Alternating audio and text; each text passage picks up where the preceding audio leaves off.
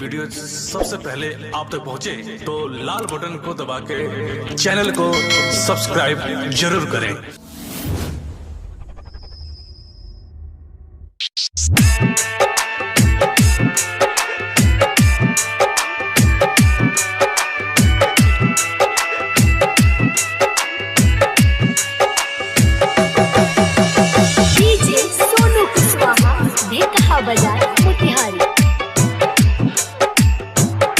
Mix बार Pallavi recording studio मठिया मोड़।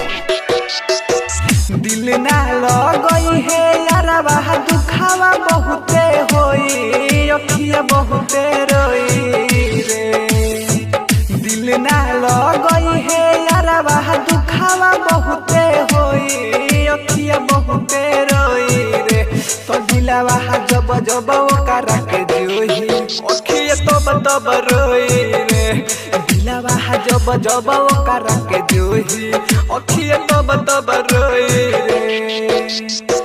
दिल ना लगई है यारवा दुखावा बहुते होई अखिया बहुते रोई रे।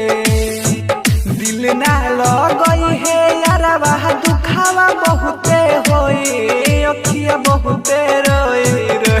तो दिलवा जब जब ओकरा के जोही अखिया बहुते रोई रे। दिलवा जब जब ओकरा के जोही अखिया तब रोई रे।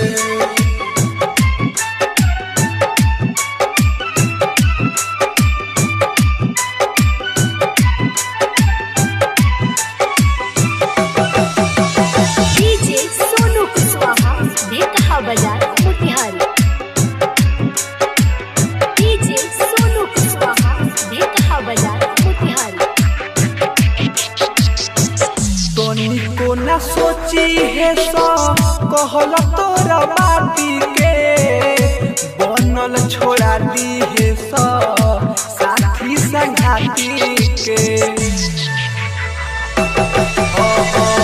दोनी को न सोची है सो कहल तोरा बाती के